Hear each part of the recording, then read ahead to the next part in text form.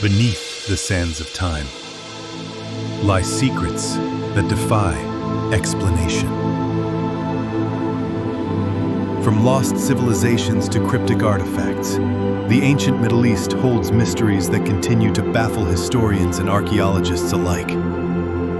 Join us as we uncover the most intriguing enigmas of a land where history began and where many questions remain unanswered. The lost city of Iram. In the heart of the Arabian Peninsula, where few dare to venture, lies a forgotten city, lost to time and shrouded in myth. A city that was once said to rival the greatest civilizations of its time, only to disappear without a trace. Mentioned in the Quran as the home of the Ad people, a civilization so mighty that their wealth and power were said to stretch to the heavens. According to the Quran, the people of Iram were blessed with unimaginable riches, but their pride led to their downfall. In their arrogance, they ignored the warnings of the prophet Hud, and in a single night, the city was erased from history, swallowed by a devastating storm. For centuries, many believed Iram was nothing more than a myth, a fable passed down through generations. But in the 20th century, things began to change. In 1992, using satellite imagery, archaeologists discovered something startling: a series of ancient ruins beneath the desert, near the empty quarter of Oman. The ruins had striking similarities to descriptions of Iram, including the remains of massive structures and ornate pillars.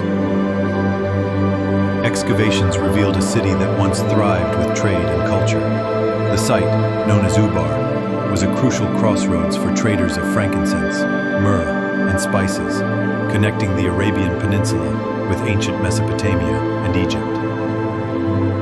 In its prime, Iram was said to be so prosperous that it was almost mythical in its grandeur.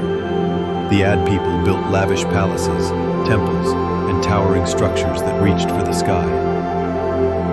But what happened to this thriving city? How could such an advanced civilization simply vanish? Some believe that a cataclysmic event, possibly an enormous sandstorm or a devastating earthquake, struck Iram, as foretold in the Quran.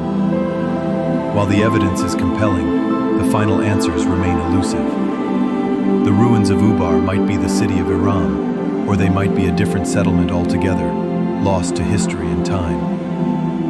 Whatever the truth, Iram's mystery endures, and each new discovery adds another layer to its ancient enigma. Was it truly the city of the Ad, destroyed by divine wrath? Or is Iram simply a legend, an enduring symbol of human pride and its consequences? The search for Iram continues, as its stories live on in the echoes of the desert. The Ebla Tablets and a lost language. In the heart of the ancient Near East, one of the most astonishing discoveries of the 20th century was made.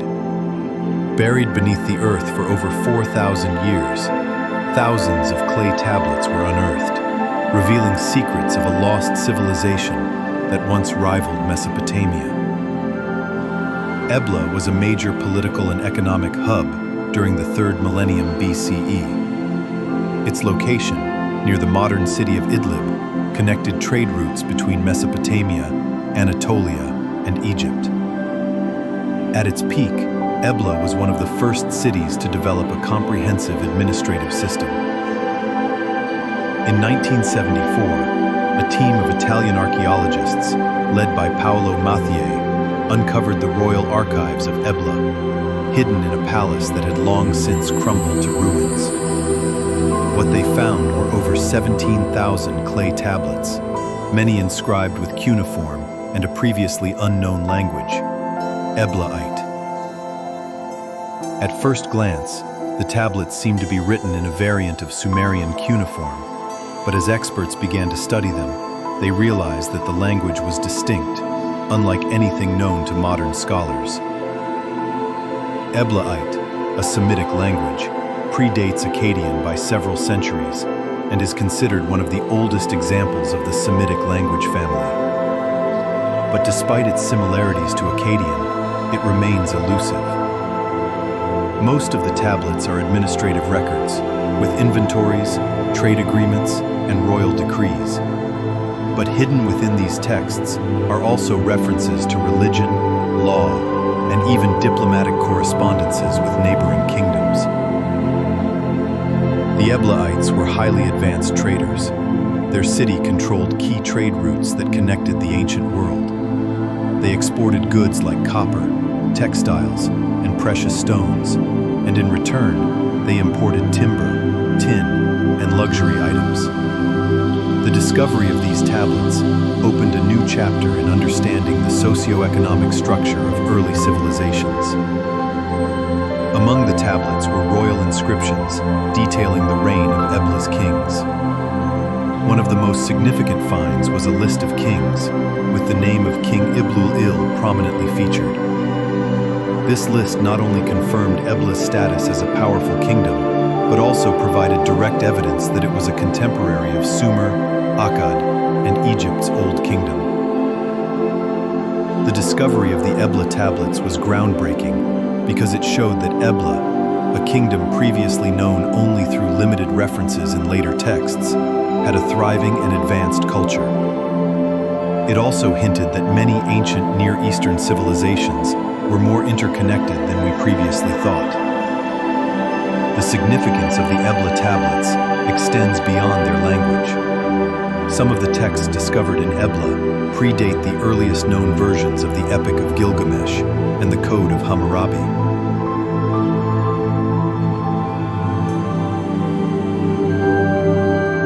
One of the most intriguing tablets discovered at Ebla contains the names of more than 50 cities, many of which had been lost to history until this discovery. These cities, some of which are mentioned in the Bible, were part of a vast network of states that shared cultural, linguistic, and trade ties. Despite the breakthrough in uncovering the Eblaite language, much remains unclear. Eblaite remains only partially deciphered. Some experts believe that with further study, we could unlock more of its secrets, possibly shedding light on the roots of later Semitic languages like Hebrew and Phoenician. The struggle to decode Eblaite is not just an academic pursuit, it's about understanding the foundation of human civilization. The Ebla tablets hold the earliest known records of diplomatic treaties, economic transactions, and even religious practices, revealing how ancient peoples navigated complex political and social systems. The fall of Ebla is as mysterious as its rise. The city was destroyed around 2300 BCE, likely due to the invasion of Akkadian forces under Sargon the Great. Yet the tablets survived, preserving a snapshot of a world long gone and a language lost to time. The Ebla tablets remain a powerful reminder of how much we still have to learn about the ancient world. They hold the key to understanding the evolution of language, culture, and diplomacy in the ancient Near East. The Qumran Copper Scrolls. In 1952, deep inside a cave near the Dead Sea, archaeologists made a discovery unlike any other among the Dead Sea Scrolls. While most of the scrolls were written on parchment or papyrus, this one was cast in something far more durable and far more curious. It was made of metal. Thin sheets of copper riveted together and etched with strange inscriptions. This is the Copper Scroll, arguably the most mysterious of all the Dead Sea Scrolls. Unlike the biblical and sectarian texts found nearby, the Copper Scroll reads more like a treasure map. Written in a unique form of Hebrew, it lists over 60 locations, supposedly containing vast quantities of hidden gold, silver, and sacred artifacts, tens of tons of it. Some scholars estimate the total value of the hoard would be in the billions today. But what sets it apart isn't just the material or the language, it's the tone. It reads with matter-of-fact precision. In the ruin that is in the Valley of Achor, Under the steps, 40 cubits, a chest of silver. Line after line describes secret stashes buried beneath ritual baths, near aqueducts, under tombs, or behind walls. Each location described in cryptic, exacting detail. There are no religious passages, no prayers, just cold instructions. Some believe the Copper Scroll was created by the Essenes, the Jewish sect linked to the Qumran settlement, perhaps hiding the temple's treasures during the Roman siege.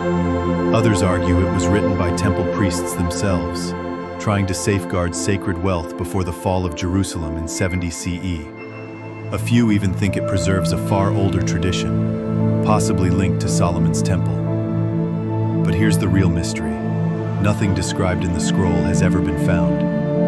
Despite multiple expeditions and treasure hunts, none of the hidden locations have yielded a single artifact.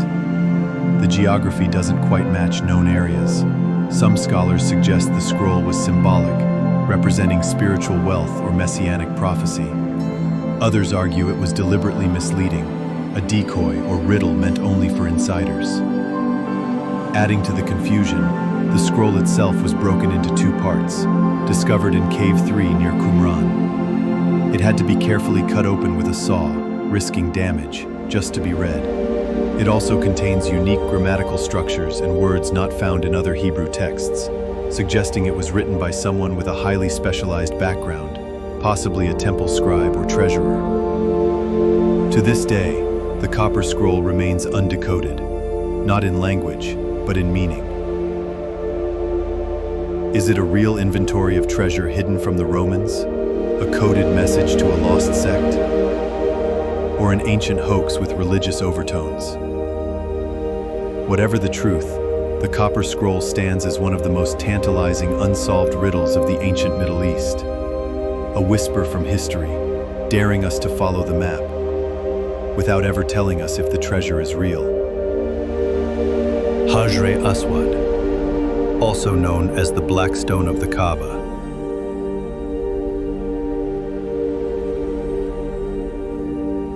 In the heart of Islam's holiest site, the Kaaba in Mecca, rests a relic both revered and shrouded in mystery, the Black Stone. Encased in a silver frame on the eastern corner of the Kaaba, the stone is kissed and touched by millions of pilgrims every year. But beneath this veneration lies a question that has echoed for over a millennium. What is the Black Stone? And more hauntingly, where did it come from? The earliest Islamic traditions say the stone descended from heaven, a gift from God, delivered to the prophet Abraham by the angel Jibreel. In this telling, the stone was once pure white, but darkened over time by the sins of humankind. A celestial relic, tainted by earthly hands. But modern scholars and scientists have another theory. Some believe the Black Stone may be a meteorite, its pitted, irregular surface and deep black hue hinting at fiery descent from the stars. The idea of a spaceborne object, enshrined and worshipped for thousands of years, adds an eerie sense of cosmic coincidence.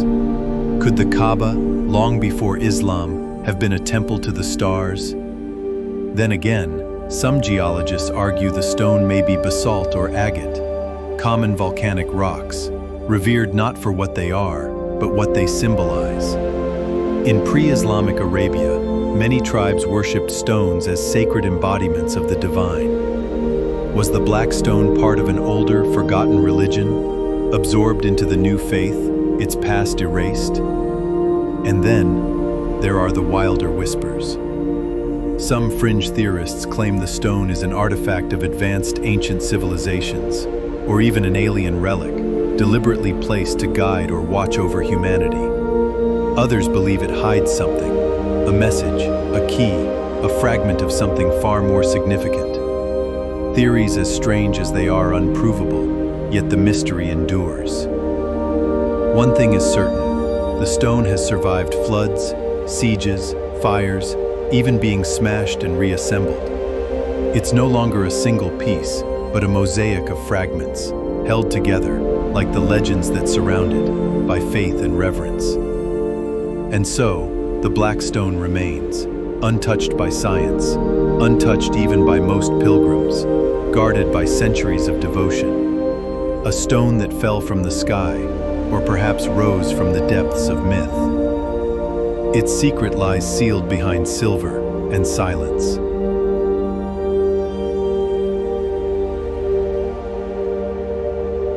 The Hanging Gardens of Babylon.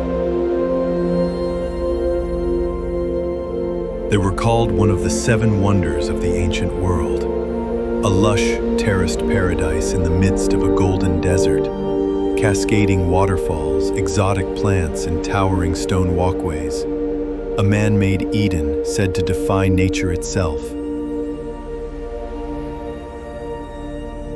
And yet, no one has ever found them. The Hanging Gardens of Babylon are one of history's most enchanting riddles. Described in ancient Greek and Roman texts, they were said to have been built in the 6th century BCE by King Nebuchadnezzar II for his queen, who longed for the green hills of her homeland, a gesture of love carved into stone and soil. But here's the mystery. There are no Babylonian records of these gardens. Not a single tablet, inscription, or blueprint mentions them.